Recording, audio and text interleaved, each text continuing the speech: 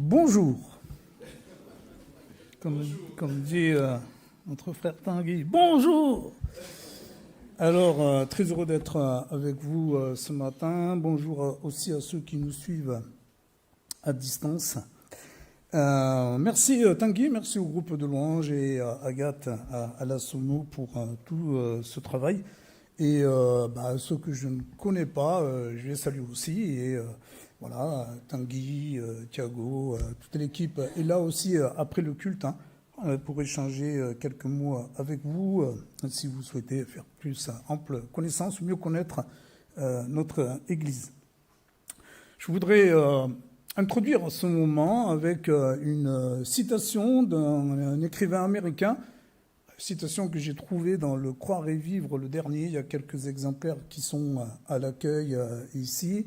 Ce numéro, il est spécialement consacré sur l'identité. Qui sommes-nous? Quelle est notre identité? Et cet auteur américain, Mark Twain, je ne sais pas si je prononce bien, j'ai un anglais catastrophique, désolé, mais en fait, il dit ça: les 2 jours les plus importants de notre vie sont le jour de votre naissance et le jour où vous découvrez pourquoi vous êtes né. Alors, je ne sais pas dans quel but exactement et qu'est-ce qu'il voulait dire lui derrière ça, je n'ai pas creusé trop, mais moi ça m'a interpellé sur mon identité chrétienne. C'est quoi notre identité en tant que chrétien? Pourquoi sommes-nous nés? Pourquoi est-ce que le Seigneur a voulu que nous naissions? Et finalement, qu'est-ce qu'il attend de notre existence? Pour essayer de répondre à ça, donc je vous propose de se reposer sur là j'ai mis un verset sur la première épître aux Thessaloniciens. Alors, ça marche, super. Donc, Paul qui a écrit ces 2 épîtres à l'église de Thessalonique qui existe encore, qui est une importante ville en Grèce. C'est le 2e voyage de Paul lorsqu'il part de la Palestine, la Syrie. Il arrive là en Grèce. Il va fonder cette église avec Silas, qu'on appelle aussi Sylvain. On retrouve tout ça dans le livre des Actes au chapitre 15, 16 et 17. Et puis, une fois qu'il a fondé cette jeune église, il va être obligé de partir parce qu'il y a une persécution, notamment des Juifs, qui est forte. Il est obligé de partir.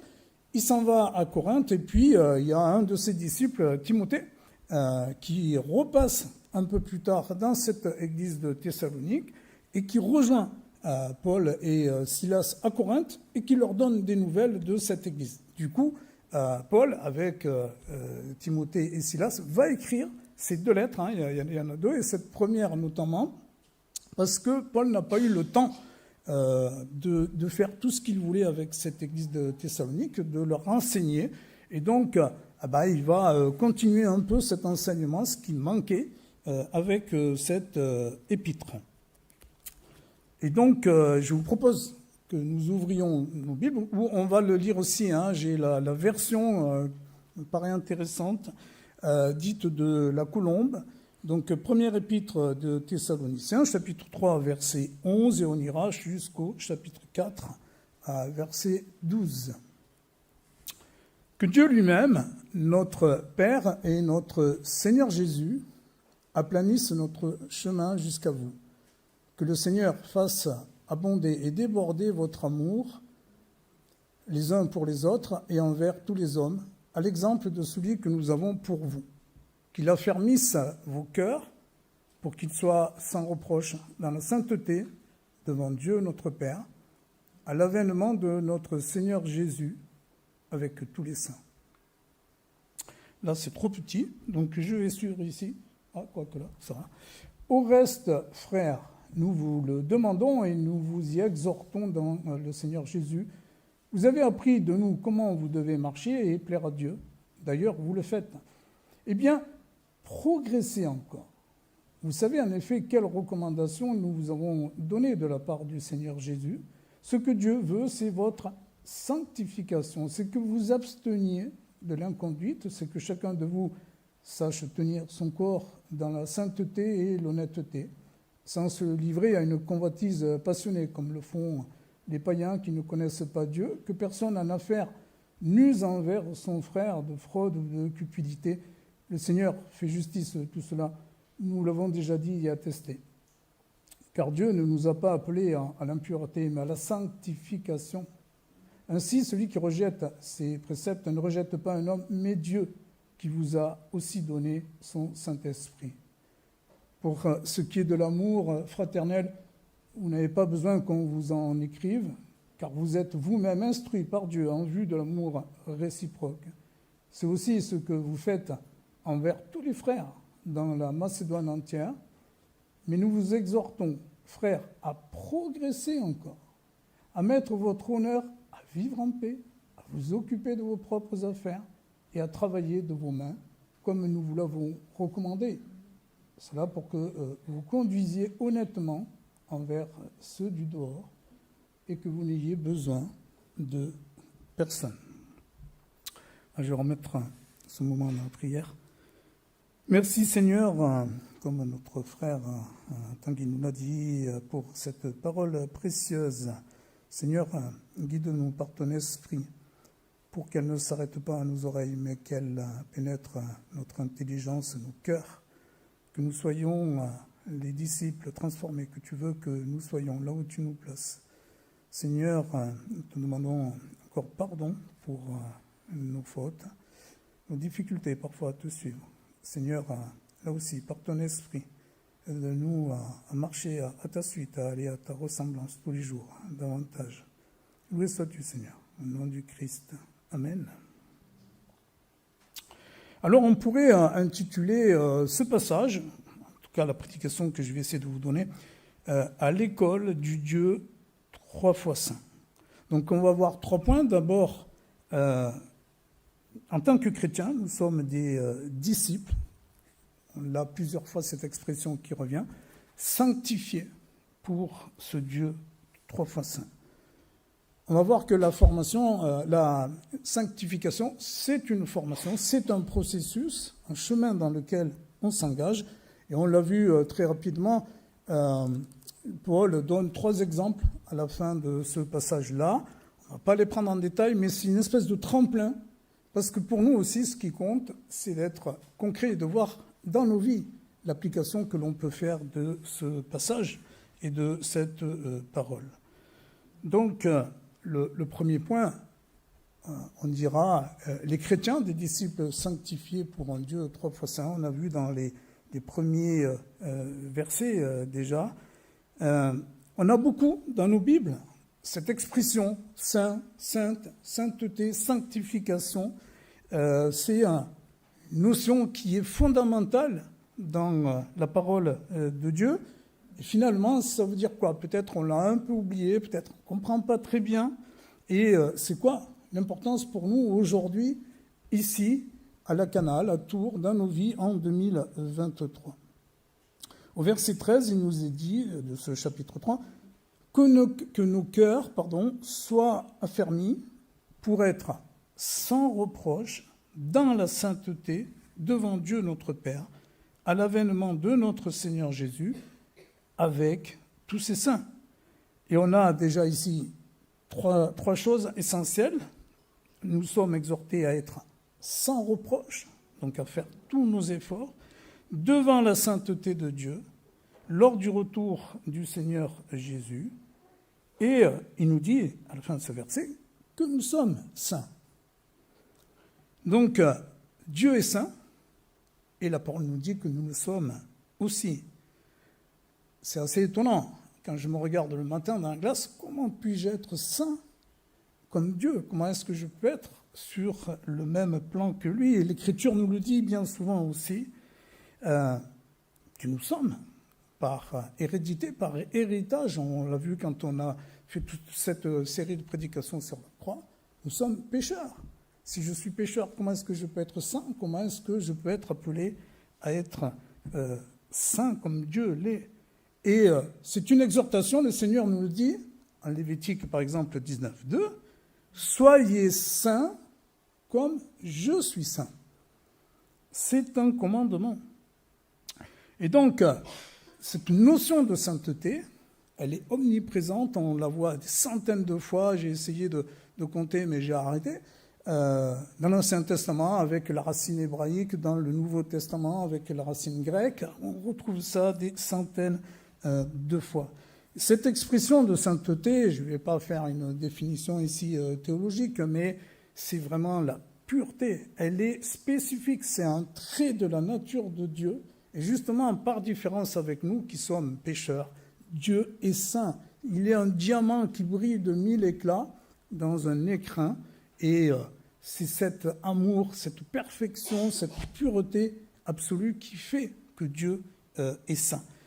Et je prends souvent, pour essayer, alors les images, quand on parle comme ça de ces notions-là, spirituelles, sont toujours limitées, mais j'imagine moi comme un glaçon qu'on approche près d'un feu. On ne peut pas tenir devant la sainteté de Dieu. Le glaçon, il fond. Je vous prie de m'excuser, j'ai un peu chaud. Je vais enlever ma veste.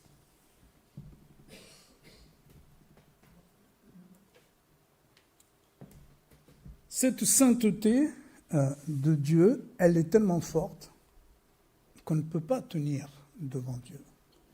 C'est Moïse, il monte sur la montagne lors de l'Exode pour recevoir les commandements, les instructions de Dieu. Et il veut voir la gloire de Dieu, il veut voir cette sainteté, il veut voir la face de Dieu. Seigneur, fais-moi voir ta gloire. Et Dieu lui répond, tu ne pourras pas voir ma face, car l'homme ne peut me voir et vivre. Cette pureté, cet amour absolu de Dieu, on ne peut pas tenir devant lui parce que nous sommes, nous, pécheurs.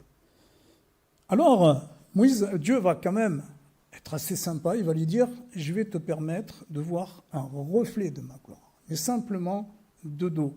Et il le met dans un coin, il va passer, et Moïse va voir un peu du reflet de cette gloire, du dos de Dieu, et elle est tellement forte, cette sainteté, cette gloire de Dieu, que lorsque Moïse descend pour apporter la parole au peuple d'Israël, il est obligé de mettre un voile, parce qu'il ne peut pas parler aux Israélites, parce qu'il a la sainteté, la gloire de Dieu qui est là sur lui, alors qu'il en a vu juste une fraction.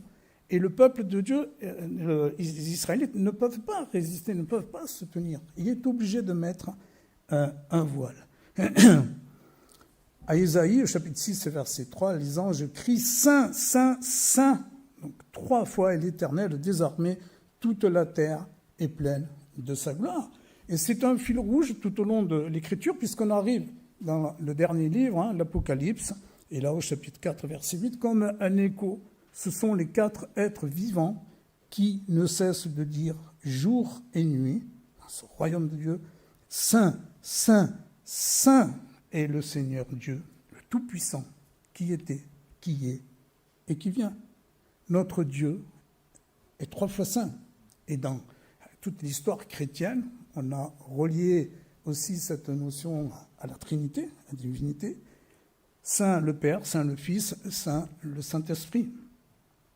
Et ce qui a été refusé à Moïse de son vivant, chers amis, nous est promis aussi pour nous un jour. Nous verrons cette gloire de Dieu, cette sainteté. Bien-aimés, nous sommes maintenant enfants de Dieu, et ce que nous serons n'a pas encore été manifesté, mais nous savons que lorsque cela sera manifesté, nous serons semblables à lui, parce que nous le verrons tel qu'il est. Première épître de Jean, chapitre 3, verset 2. Mais entre-temps, chers amis, nous avons aussi une mission à accomplir ici-bas, rendre gloire à Dieu dans nos vies, et ça, c'est la sanctification qui nous concerne, nous. Mais puisque celui qui vous a appelé est saint, vous aussi soyez saints dans toute votre conduite, selon qu'il est écrit, on reprend là aussi Lévitique, vous serez saints, car je suis saint. La première épître de Pierre, chapitre 1, versets 14 et 16. Quelques mots sur cette formation continue, ce processus de la sanctification. On peut dire que nous sommes en formation continue ici-bas. Dans les 3 premiers versets de ce chapitre 4. « Au reste, frères, nous vous le demandons, nous vous y exhortons dans le Seigneur Jésus. Vous avez appris de nous comment vous devez marcher et plaire à Dieu. D'ailleurs, vous le faites. Eh bien, progresser encore. Vous savez en effet quelles recommandations nous vous avons données de la part du Seigneur Jésus. Ce que Dieu veut, c'est votre sanctification. Et dans ces 3 premiers versets, donc Paul rappelle aux Corinthiens l'apprentissage que lui, Silas et Timothée leur ont donné pour se conduire d'une manière qui plaise à Dieu. Et apparemment, c'est ce que Paul dit, les Thessaloniciens le font plutôt assez bien, mais ça ne suffit pas. Ils sont, et nous sommes, exhortés à progresser encore. Littéralement, à marcher de progrès en progrès. Et cette demande, elle est vraiment forte. Ce qui est intéressant aussi quand on regarde les différentes versions de Bible. En Louis II, par exemple, il nous est dit « Nous vous prions et nous vous conjurons ». Dans la Bible en français courant, « Nous vous en supplions ». Dans la nouvelle Bible seconde, « Nous le demandons et nous vous y encourageons ». On pourrait prendre aussi en français courant, « Nous vous le demandons avec insistance ». Et au verset 3, au tout début de ce verset 3, l'apôtre rappelle le pourquoi de cette exhortation. Pourquoi est-ce qu'il nous demande, il insiste tant? C'est le commandement divin. Ce que Dieu veut, c'est votre sanctification. Ce que Dieu veut pour nous aujourd'hui, c'est de progresser dans notre sanctification. Et on le voit ici clairement, cette sanctification, elle n'est pas facultative, ce n'est pas une option. Dans ce premier chapitre de cette épître, verset 10, Paul rappelle aux Thessaloniciens, et donc pour nous aussi encore aujourd'hui, le sens de cette sanctification. Vous vous êtes convertis à Dieu, dit-il aux Thessaloniciens, on peut le reprendre en notre compte, nous nous sommes convertis à Dieu, en abandonnant les idoles pour le Dieu vivant et vrai. Nous avons abandonné l'ancien monde dans lequel nous étions pour attendre des cieux son Fils qu'il a ressuscité des morts, Jésus, qui nous délivre de la colère à venir. Jésus reprend beaucoup ce thème-là aussi. Donc ce but, Dieu qui nous délivre pour qu'on lui soit consacré. Donc on peut rapidement voir 2 aspects de cette sanctification. On pourrait avoir un peu peur. Est-ce que je suis assez saint? Est-ce que je ne suis pas assez saint? Eh bien, il y a déjà un premier sens. On s'accorde souvent, en tout cas les commentateurs, à dire qu'il y a déjà un aspect qui est définitif dans notre sanctification. Lorsque nous nous convertissons, lorsque nous répondons favorablement à l'appel de Dieu, alors nous sommes déclarés justes devant Dieu, parce que le sang de Jésus versé à la croix, il va nous couvrir, il va nous permettre de nous approcher de Dieu. Dieu nous voit comme il voit Christ. Nous sommes alors, c'est souvent la définition littérale, sanctifiés, mis à part. Mais nous sommes mis à part, pas simplement pour nous faire plaisir, pour être consacrés à Dieu, pour sa gloire. Dans sa première épître aux Corinthiens, chapitre 6, verset 11, Paul qui nous dit « Vous avez été lavés ». C'est comme si notre saleté, Dieu, dans sa pureté, il ne la voit plus. Vous avez été lavés, vous avez été, nous dit-il, sanctifiés. Vous avez été justifiés, rendus justes au nom du Seigneur Jésus-Christ et par l'Esprit de notre Dieu. C'est une magnifique nouvelle. Nous sommes mis à part. La sanctification, elle est définitive. Un jour, on a demandé à une personne qui est venue dans cette église, alors je ne dis pas ça pour me moquer, c'est juste une anecdote pour illustrer. Il n'y a rien d'ironique dans mon propos. Donc une personne non-croyante qui était venue dans l'église, on lui avait demandé qu'est-ce que tu as pensé du culte, tu n'as pas été trop surpris, tout ça. Et la personne dit j'ai trouvé que c'était très mignon, très attendrissant. Bon, c'était mignon comme réponse. C'était mignon. Et j'avais aussi invité une personne qui était non-croyante à venir un dimanche. Je l'ai recroisé quelques temps après. Je lui ai dit, Alors, comment ça s'est passé quand tu es venu au culte et tout? Tu n'étais pas trop surpris, machin. Et là, la personne me dit, l'orchestre était vraiment très bon. Alors, j'étais content parce que je faisais partie de l'orchestre ce jour.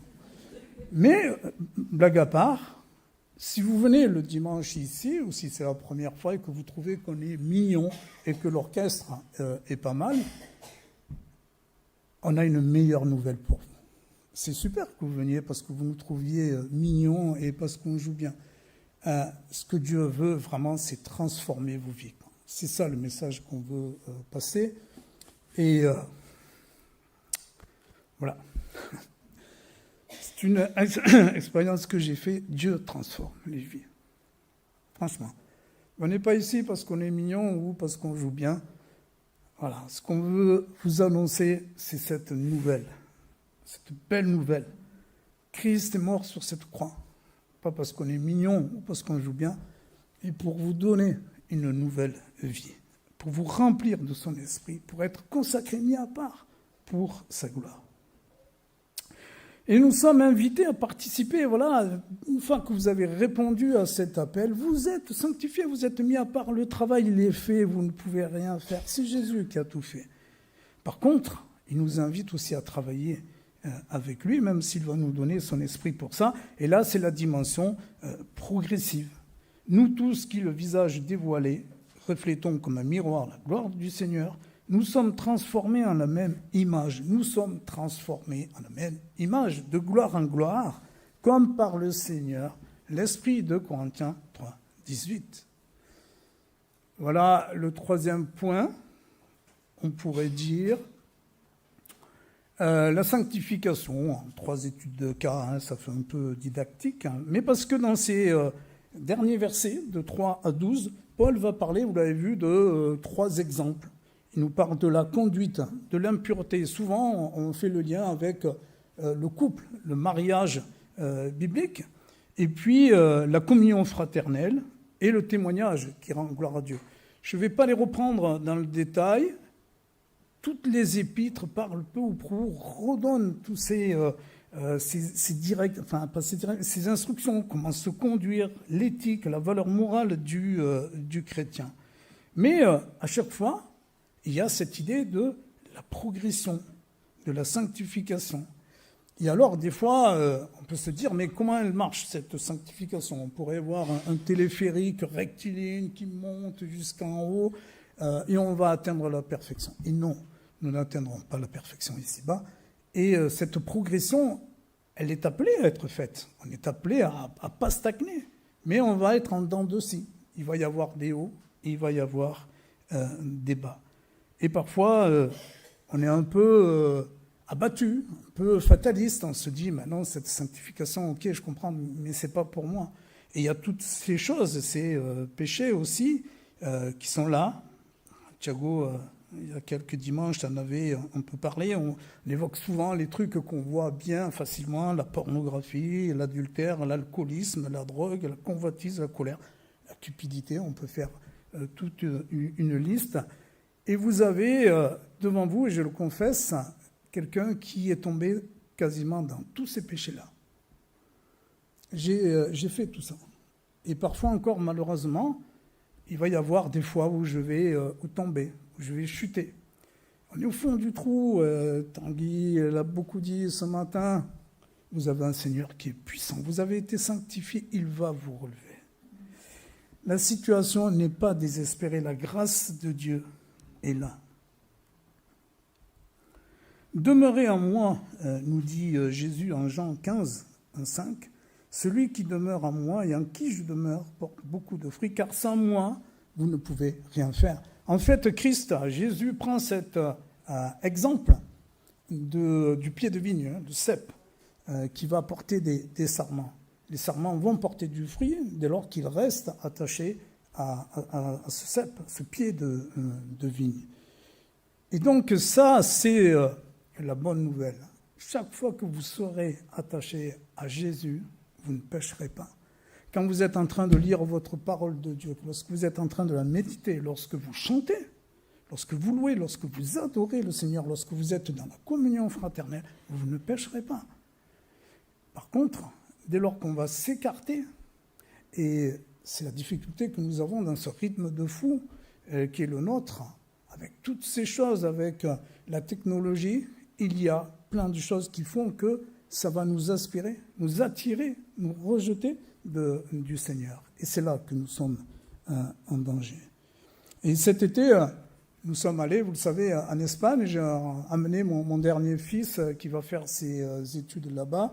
J'ai pris contact avec une église. On est allé un soir en semaine. Et il y avait là un frère qui a fait un peu comme on fait nous les soirées ici de louange. J'en profite, Thiago, nous avons une soirée louange le 25 octobre ici. Et des fois, il y a des belles choses comme ça. Souvent, tout le temps, il y a des belles choses. Et là, le frère fait une méditation sur la communion fraternelle. Et il a illustré ça avec une roue. Donc, il y a la roue. Au milieu, le moyeu, c'est Jésus. Et dans les rayons, il y a les chrétiens. Et moi, ça m'a vachement frappé, cette illustration-là. Quand je suis reparti pendant 10 semaines, j'avais dans l'esprit cette image. Et je voudrais la reprendre ici. Je l'ai mis un peu à ma sauce. Et voilà comment j'imagine un peu la chose. Donc on a cette roue bleue avec au milieu Jésus, le moyeu qui est dans les roues, et puis les rayons, les 4 rayons. Et dans les étoiles, on voit les chrétiens qui sont au centre, dans les rayons. Et autour, dans le noir, les croix, ce sont les personnes qui sont en dehors, qui ne sont pas dans la présence de Dieu, qui n'ont pas accepté encore l'appel de Jésus. Et on pourrait dire, voilà le flux, je ne sais pas si on le voit super bien, mais les flèches rouges illustrent la direction, le flux. Dieu nous appelle de l'extérieur à aller jusqu'à lui, jusqu'au milieu. Et ce qu'on peut aussi remarquer, par exemple, si on prend les 2 étoiles avec les flèches rouges qui sont au centre, ce sont des chrétiens qui sont près de Jésus. Et qu'est-ce qu'on remarque ? Plus qu'ils sont près de Jésus, plus ils vont ressembler à Jésus. Et plus ils ressemblent à Jésus, vous voyez l'écart entre les deux, la petite flèche rouge, cet écart-là, il se réduit. Plus on va se rapprocher les uns et les autres de Jésus, plus nous nous rapprochons, les frères et sœurs, les uns et les autres. Vous voyez les chrétiens qui sont vers le bas du cercle, avec les flèches noires, sont dans ce cercle, mais ils sont quand même assez éloignés de Jésus. Et plus ils sont éloignés de Jésus, plus la distance entre eux s'agrandit. C'est aussi un encouragement à la communion fraternelle. Alors que nous sommes dans ce temps de discernement de l'Église, on a ici, si je peux me permettre, une illustration de ça. Comment est-ce qu'on se rapproche de Jésus ? Ce qu'on veut, c'est être à cette ressemblance. Nul ne vient au Père si ce n'est par le Fils. Aller à la ressemblance de Jésus, le chercher, c'est ce qu'on souhaite pour notre sanctification. On a eu des jeunes baptisés il n'y a pas très longtemps, et c'est ce que je leur dis quand je suis avec eux. Les lycéens sont par là, il y en a quelques-uns. Ne restez pas au bord du cercle. Approchez-vous de Jésus. Et donc, nous avons besoin aussi, on va me dire, Alfred, c'est par nos efforts. Non, ce n'est pas que par nos efforts. Dieu nous a laissé son esprit pour nous aider. Et il y a les fruits de l'esprit, on les retrouve dans l'Épître aux Galates, au chapitre 5, verset 22, la patience, l'amour, la joie, la maîtrise de soi. Et tout ça, bien sûr, l'esprit va nous aider, mais nous avons ce travail à faire. Un de mes anciens profs, il avait un slogan qui disait toujours la règle des 3 T. Travail, travail, travail. Et ça, je le dis toujours à mes enfants. Ils n'aiment pas trop, mais... Donc, travail, travail, travail. Non, il n'y a pas dans la Bible un chapitre qui dit la sanctification en 10 jours ou en 10 leçons. Ça ne marche pas. Il y a le travail de l'esprit et il y a ce que nous sommes appelés à faire. Comment se rapprocher de Jésus ? Eh bien, vous voyez que dans vos vies, en tout cas moi dans la mienne, c'est contre ça que j'essaye de me battre. Eh bien, il y a plein de choses qui vont, comme je le disais, essayer de me tirer vers l'extérieur de ce cercle-là. Et il y a plein de choses dans ce monde, parfois même avec une bonne apparence, mais le monde, le prince du monde, c'est le malin, c'est Satan. Et quand on est trop sur les idéologies, les philosophies du monde, les choses qui nous divertissent, donc là, à chacun, jeune ou moins jeune, faites le tri. Est-ce que je prends trop de temps dans telle chose qui m'éloigne de Dieu ? Est-ce que je regarde telle chose qui m'éloigne de Dieu ? Est-ce que je lis trop de choses qui m'éloignent de Dieu ? Moi, c'est vraiment mon travail, quoi, sur ce quoi j'ai à travailler. Et je prie le Seigneur pour m'aider là-dessus. Beaucoup de familles sont déchirées, beaucoup de couples sont déchirés, beaucoup d'églises parfois sont déchirées parce qu'on est trop aspiré par ce que le monde nous propose. Donc, la parole aussi nous dit ce travail, ce discernement, cette lucidité à avoir. Et voilà, vous êtes nombreux aussi à faire ce discernement. Mais on a les outils, heureusement. Je le dis encore une fois à mes jeunes. Lecture, méditation de la parole. Je peux faire encore un peu de pub. 7 octobre, 8 octobre, la méthode Coca, les lycéens. Venez. Méthode Coca, et peut-être on va boire du Coca. La prière, l'adoration, la louange, la communion fraternelle, autant de choses qui font qu'on peut rester dans la présence de Dieu. Voilà, je vais terminer avec cette notion, le processus qu'on retrouve aussi avec l'école. J'ai déjà cité dans d'autres prédications, j'aime beaucoup ce livre qui nous parle justement de la sainteté, ce livre d'un théologien qui s'appelle Jerry Bridge. Le titre, c'est « À l'école de la grâce ». Et j'aime bien parce que l'école de la grâce, il y a la grâce de Dieu qui agit dans nos vies par son esprit et il y a le travail auquel nous sommes amenés à s'investir. Et donc, cette école, cette éducation, et vous avez encore devant vous un ancien cancre. J'ai eu une scolarité horrible. Très chaotique, très difficile. Les 5 dernières années à peu près de ma scolarité, c'était 5 établissements différents. À chaque fois, je me faisais virer. On me disait, bon, tu passes, c'est bien Alfred, mais chez nous, non, si tu pouvais avoir ailleurs. Bon. Et à chaque fois, le Seigneur mettait un prof qui me disait, Alfred, n'arrête pas, continue. Et cette éducation, franchement, on en a besoin dans le domaine de la scolarité, par exemple aussi. Je regardais un dernier rapport de l'UNESCO, 1 milliard de personnes n'ont pas accès à l'éducation, sont illettrés. Et parmi ce milliard, 2 tiers de filles et de femmes. Alors là, encore une fois, je le dis à mes jeunes, souvent ils traînent les pieds parce que l'école ceci, parce que l'école cela. C'est un privilège que nous avons ici. Et bien des enfants, des jeunes et des moins jeunes aussi aimeraient pouvoir avoir ce système scolaire. Et ce système scolaire, cette éducation, elle nous construit aussi, elle nous permet de grandir et c'est aussi notre croissance spirituelle. Je me suis converti tard, je n'ai jamais été dans les écoles du dimanche, ou, les masses, on dit ici, mais on a besoin et c'est un privilège aussi.